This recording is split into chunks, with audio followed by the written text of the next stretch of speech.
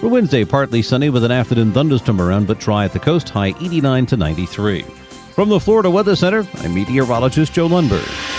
7 minutes after 10 o'clock. Thank you for tuning in. A little disappointed we don't have our guest on the phone. Robin says he's in England, so we can't call him. He'll have to call us. I guess if the phone rings over my shoulder, you'll tell me and we'll have him on. But okay. But anyway, so so tell me, give me some feedback on the pieces that I was playing. Is it too much of a downer, or are you enjoying them? I'm enjoying them. I don't think it's too much of a downer because people, I believe, have to realize that our freedom comes at a price, and we have to realize what the survivors are feeling, and we have to realize what the people who died during the wars have sacrificed so we could still have that freedom. See, now, I think these listeners and you and I and pretty much everybody that I know already gets that. And so it's not necessary for you and I to be reminded with those stories because we already know. But I think sometimes hearing those stories, even though we're already on the same page, I think hearing those stories kind of reinforces within us the very things we've been fighting for, all along. A lot of people think it's a political fight. It's left versus right, etc. I don't look at it that way. I look at it as a right just to make sure that we retain our freedoms. Everything else is just bickering. Yes. Everything else is just bickering. We can bicker whether or not to keep Amtrak. Keep it, by the way. You know what I mean? We can bicker whether or not to have a baseball stadium in our town. Yes. Those are all viable things, good things to bicker about. But the one thing I think, regardless of what side you're on an argument, and the side that we're on normally has to do with money being spent. Yes. Do you want your tax money being spent to subsidize Amtrak, for example? Do you want your tax money being spent to subsidize baseball parks, for example, or anything like that, And so it's a decision of the communities to say, yeah, I want public schools, please. Thank you very much. And so therefore, we want taxpayer money to pay for public schools, And hey, I'm speaking for me right there, because I know we have a lot of people who've called this show who do not think tax money should pay for public schools. I disagree with that particular point of view, even though in general I consider myself fiscally conservative. I don't know that I'm conservative in every aspect of life, but I think as far as spending taxpayer money, I think that's the side of the line I fall on. But the important thing to remember today, and I'm not trying to remind anybody because I know you all know, but the playing those sound bites like that and hearing those stories is just a real strong way of reinforcing within ourselves the fact that we are all in this together. For sure. And the freedom that we have to disagree. The freedom we have to disagree is only there because of these men and women who are being remembered today. So exactly. Shall I play more? I mean, we don't have a guest. Would you like No, to? I think so. Yeah, because, and then like you said earlier, that you were speaking to a person who didn't even have any clue what Memorial Day was, and that surprised me. It really, really surprised me. Because even though there are all these advertisements on in all the various forms of the media, Memorial Day sale, all this stuff. I mean, people have to think for themselves, okay, so Memorial Day, it's got to be more than just slashing prices at a retail outlet. There has to be something more to it, and they should really take it upon themselves to learn about it because it's very, very important. They wouldn't be living in this free country enjoying everything if the people that we know didn't go to war and fight for our freedom and died for it. They paid the ultimate price. All right, so let me put another one in here. Let me see. You could talk right there.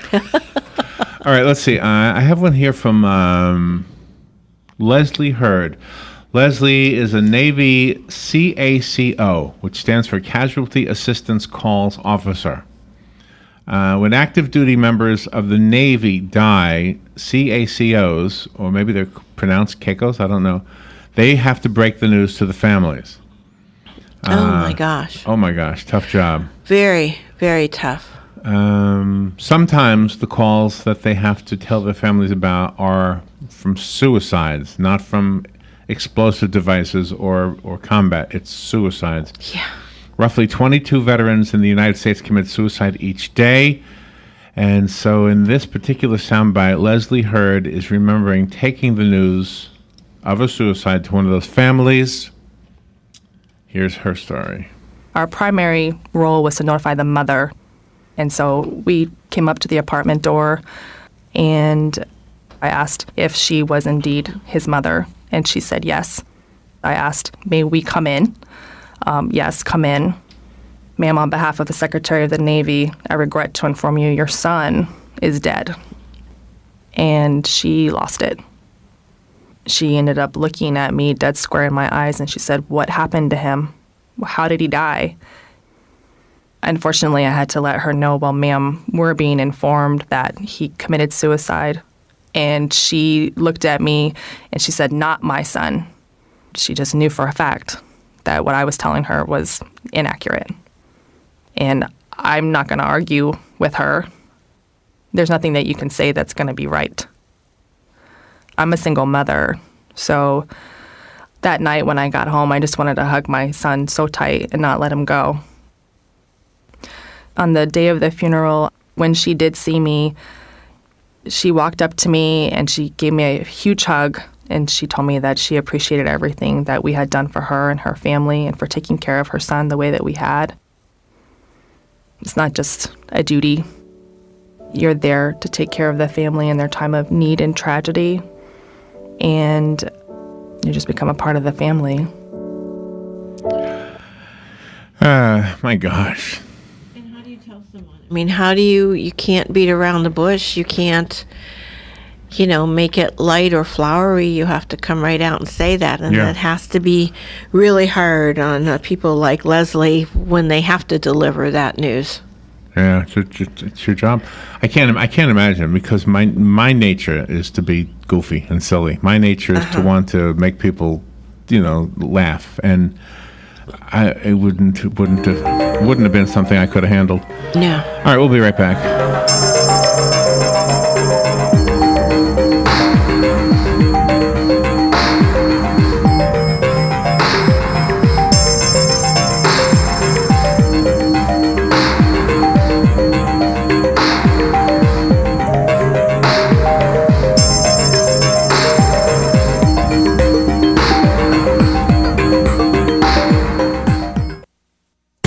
The weather is brought to you by myfwc.com. Safe boating is no accidents. It'll be partly sunny and hot on this Monday, Memorial Day holiday, with a high of 90 at the coast, 97 inland. Partly cloudy Monday night, low 70 inland, 75 at the coast. Tuesday, partly sunny and afternoon thunderstorm in places, the high 90 at the coast, where it should be dry, to 96 inland. For Wednesday, partly sunny with an afternoon thunderstorm around, but dry at the coast, high 89 to 93. From the Florida Weather Center, I'm meteorologist Joe Lundberg. Get it for less at the DIY Home Center outlet. Get top quality real wood cabinets the same or less than the big box stores are selling the cheap stuff. And that's not all. Drywall screws big box stores are $6.47 a pound. At DIY, only $4.99. Plus, DIY has the largest selection of mobile home parts and accessories anywhere. From carpet to doors, get the DIY supplies you need for less. The DIY Home Center outlet. We are your building material closeout store. 2191 Northwest 10th Street, just 2 miles east of I-75. Are you in need of custom screen printing, embroidery, or promotional items? Then look no further and come visit the brand new Legacy Team Sales. LTS is conveniently located off 17th Street next to Armstrong Homes in beautiful Ocala. We offer the best prices and highest quality products for your company, team, school, or nonprofit. Whether looking for screen printed shirts, embroidered polos, or travel team uniforms, you'll be sure to find it at Legacy Team Sales. Come visit our new 27,000 square foot facility. Our friendly and knowledgeable sales sales staff will assist you in every part of your custom purchase. LTS carries the hottest brands in the industry like Under Armour, Russell, Mizuno, Asics, Badger Sports, Gildan, Pacific, Ogio, and many more. At LTS, screen printing embroidery is done in-house and we guarantee customer satisfaction. Stop by, give us a call, or check us out on the web at shoplts.com. Remember the name, LTS. There are only a few things in life that you can be certain will always be around: death, taxes, the pursuit of happiness, and computers. As they continue to advance at an epic pace, the one absolute certainty about them is that they'll break. It's not an if, it's a when. And when it happens, bring it to the only company in Ocala that's certified in Apple and Microsoft, Ocala Mac and PC Repair. They even offer on-site computer repair service, so they come to you. And if you do drop it off, you can check your repair status online. Ocala Mac and PC Repair is a family-owned and operated company that can do everything from mobile repair to wireless networks, fixing viruses, data recovery, even building and installing new systems. Visit online at ocalamacpc.com. In person, 1713 East Silver Springs Boulevard, or give them a call, 352-566-8324. That's 352-566-8324. Ocala Mac and PC Repair. Right, 18 minutes after 10 o'clock, you're listening to The Source, WOCA. We are doing a live broadcast, as we always do on holidays. And and it's 84 degrees right now, Robin. Looks like another beautiful day. 96 is the expected high today. Nice. Partly cloudy skies, lows tonight around 70, and repeat that for tomorrow. So today and tomorrow looks exactly the same as far as the forecast is concerned. There's our guy. Wednesday is when things change, though. Wednesday, it looks like we'll have some rain moving in and about a 50% chance of rain. And that actually lasts for like 5 days. So, and it's always in the afternoon. Every one of these forecasts says afternoon. So it's good. We need rain. Yep. I don't know if this is our guest or not. I hope it is. If it is, then I'm looking forward to talking to him. He's been with us before. He is Christopher Kelly, and his book is called An Adventure in 1914. I hope that's you, Christopher. Good morning. Is that you? Good morning, Larry. I'm sorry for being late. That's glad to join you. That's okay. Where are you? Where are you calling from? I'm calling from Florence, Italy. Florence, Oh, my Italy. gosh. From the Italian Well, sunshine. no wonder. How's the weather in Florence today? It was beautiful. It's in the 80s. I went to a Memorial Day ceremony today at the Florence American Cemetery, and it was so warm that there was a Carabinieri woman who was, with the color guard, and she passed out during the ceremony. That was the highlight of the morning. Oh, really? Really? It's warm. Yes. When you're over there, you're an American, or are you British? Are you? I am. I'm American. I live in part-time in Seattle, part-time in London. I have a son who goes to the American school in London, but I am an American. So what is your sense when you're overseas, as far as remembering the collective pasts that we all share, and especially in Italy and France? Is it the same as it was 20 years ago, or is the younger generation forgetting what took place in World War II and even World War I? It's interesting. I mean, I think there is some forgetting going on for sure, but at the same time, I mean, I was there today, and there are like 16 countries have American cemeteries, around the world. In addition, of course, to places like Arlington, and of course memorials around the country too. But so that it is around the world, and it is honored. And for instance, I saw men dressed in the uniform of the 82nd Airborne, and they would, be jumping out of their Jeep with a white star on it and everything. The only difference is that they were speaking fluent Italian. So I mean, it's a little bit disconcerting seeing somebody who's like a reenactor, who's pretending to be an American, but who isn't at all, but who nevertheless is clearly, by doing so, is celebrating America's past and their involvement with their country. Your book is called An Adventure in 1914. Just to recap for the listeners, let me ask you this: Did we talk last time about the movie Life is Beautiful, the Italian-made movie? We might have. I mean, it's a wonderful movie. I've seen it again recently. Yes, but I know the movie well, of course, and so yeah, it's a very moving film.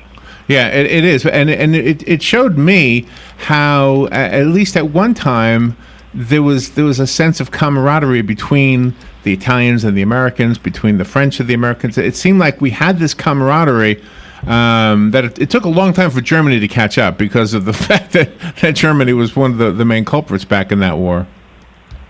Sure, Yeah. yes.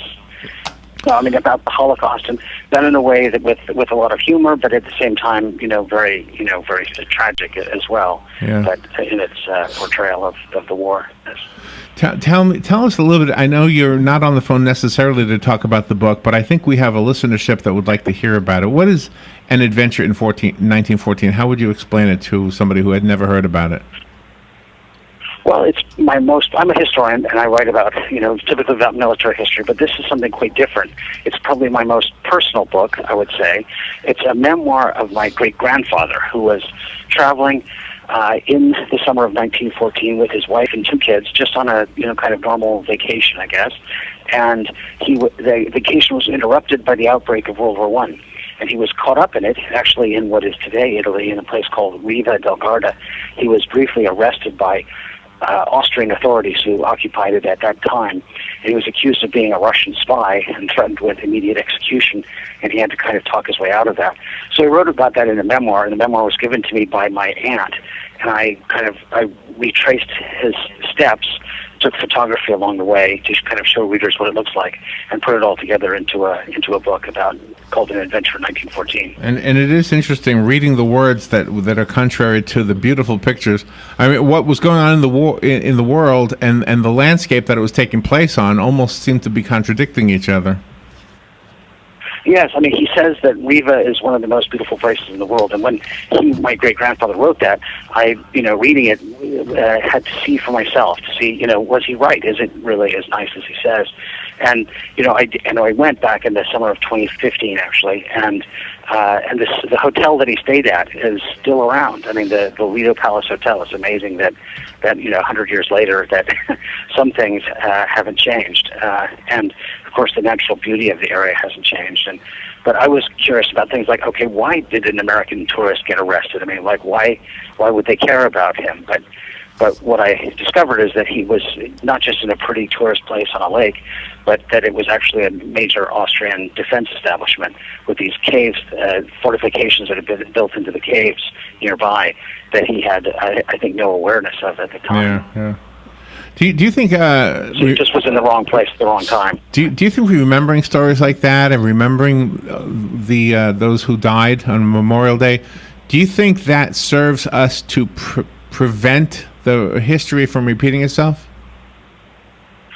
Well, I think it can't hurt to try to remember the sacrifice that's been made. I mean, I think about, just last month was the April of 2017 was the 100th anniversary of President Wilson leading the United States into the First World War. And so in many ways it was kind of the beginning of American engagement with the rest of the world. We finally decided took a side in that conflict. And I mean, and of course you had the cost for that too. You had over 100,000 Americans were killed, which was, more than all of the all the deaths in Vietnam and Korea combined, for example. And those veterans are, World War II, a lot of attention is paid to, not as much with World War I, because of course all those veterans have passed away, and so they aren't. You can't interview them today, but I think that they need to not be forgotten as well. My maternal grandfather was in World War I on the German side, and we just heard a piece about a young girl who remembered her father sitting in the backseat of the car and seeing her father's neck bleeding, and it was shrapnel that was making its way out decades after having been injured. And I remember my own grandfather having a scar on the back of his neck, and it is interesting that how the world changes, and the soldiers who fight the war are not necessarily always in alliance with the country's politics that they're fighting for. That was the case of my grandfather. Right. No, I mean, there are lots of kind of complications. Talking to you from Italy, Italy was very complicated during the war because, the Austrians controlled the Tyrol, and the Austrian Tyrol was about 40% Italian-speaking. So when these soldiers went off to war in the summer of 1914, when the war began after the assassination of the Archduke and all of that, they had in the back of their minds the fear that they might be fighting against their own cousins south of the border who were also Italians, and so in some sense, World War I, from an Italian perspective, was a bit of a civil war because the Italians did enter the war in the spring of 1915. So, of course, we fought alongside them, and people like Hemingway, of course, acted as it wasn't a soldier, but he was a nurse helping out on the Italian campaign in World War I too. And you talk about the impact of the media way back when, before there was such a thing as social media. You talk about the movie Casablanca and its effect on the soldiers. Yes. Yes, it's one of my favorite movies of all time. It's just a personal favorite, Casablanca. This is the 75th anniversary. 2017 marks the 75th anniversary of that movie, and of course of that year, 1942, which I see as kind of the turning point of the war in World War II, in that everything before that had gone basically the Axis way. In 1942, things started to change. Americans wanted Midway. In the Pacific, the British wanted El Alamein in Egypt, the Soviets wanted Stalingrad, and in 1942 you had this release of this incredible movie, Casablanca, and at the same time you had Americans landing in Operation Torch in North Africa, right in the areas that were discussed in the movies, and they actually moved up the timing of the release of the movie to kind of coincide with the fact that it was very much in the news at that time. Wow, that's also fascinating. think about the engagement, how America was. Casablanca is a story about how why we needed to be engaged in that war, and Humphrey Bogart kind of explains that story of how he has to fight in a war that he doesn't really want to, so to speak. You came on here to talk about your book, America Invades, and for those who've never checked out that book, you got to check that one out. You really make you're a great storyteller and a great writer of history, and the one that I'm holding, Adventure in 1914, is, oh my gosh, it's so personal, as you mentioned earlier. Before we say goodbye, do you have a website we can direct our listeners to? Sure, they can find out more at AmericaInvades.com, at ItalyInvades.com, and also at AdventureIn1914.com. They're all on Amazon and on ebook as well. You don't even give yourself credit for that, but I know you wrote it. You give credit to T. Thompson Wells, and of course, understandably so. Wells was my great grandfather. He was the one who wrote the memoir, and I wrote kind of all the bits around it, so to speak. Christopher Kelly, thank you for being on the air with us this Memorial Day. And what time is it in Italy, by the way? It is just about 4:30. It's 4:30, coming up on 4:30 here right now. So. Oh, okay. All right. What's for dinner? What's for dinner? I think it'll probably have to be pasta and maybe a little bit of red wine. Sounds good. Thank you, Christopher. And come back anytime. Sorry it was late. It was a pleasure to be on with you. Yes. And I hope a meaningful Memorial Day to you and all your listeners. Fox News Radio, I'm Pat O'Neill. In the nation's capital this Memorial Day, the last Monday in May. Ceremonies underway at the National World War II Memorial. President Trump will soon lay a wreath at the Tomb of the Unknown Soldier at Arlington National Cemetery, among other events. More names will be added to the Vietnam Veterans Memorial as part of a Memorial Day observance at the wall. In the afternoon, the National Memorial Day Parade will march down Constitution Avenue. Fox's Rachel Sutherland. Arizona Senator John McCain on Australia for talks with U.S. allies in the Pacific. As for probes into Russia's U.S. election meddling, McCain tells the Australian Broadcasting Corporation that Putin's more of a threat than ISIS.